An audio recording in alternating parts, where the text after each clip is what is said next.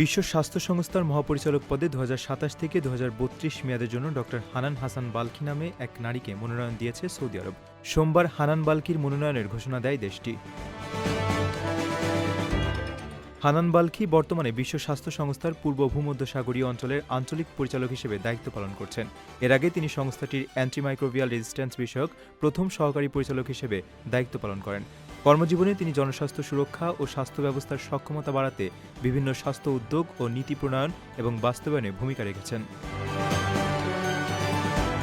Saudi আরব জানিয়েছে, হানান বালখির মনোনয়ন দেওয়ার মাধ্যমে বিশ্ব স্বাস্থ্য সংস্থার কার্যক্রম আরও এগিয়ে নেওয়া এবং সদস্য দেশগুলোর প্রয়োজন মেটাতে সংস্থাটির সক্ষমতা বাড়াতে অবদান রাখতে চায় দেশটি।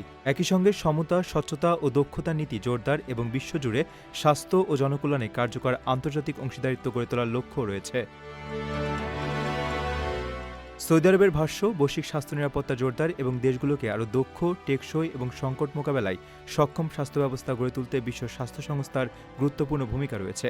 হানান বালখির মনোনয়ন সেই ভূমিকার প্রতি সৌদি আরবের আস্থার প্রতিফলন। প্রথমবারের মতো প্রবাসীর সিটিতে শুরু হলো কমার্শিয়াল শপ বরাদ্দ। আপনার ব্যবসা কি দিন একটি আধুনিক ও সম্ভাবনাময় ঠিকানা। একই সঙ্গে নিশ্চিত করুন ভবিষ্যতে লাভজনক বিনিয়োগ।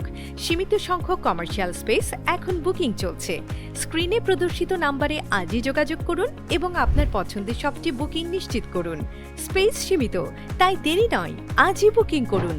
প্রবাসীর সিটি, আপনার ব্যবসা ও বিনিয়োগের স্মার্ট সমাধান।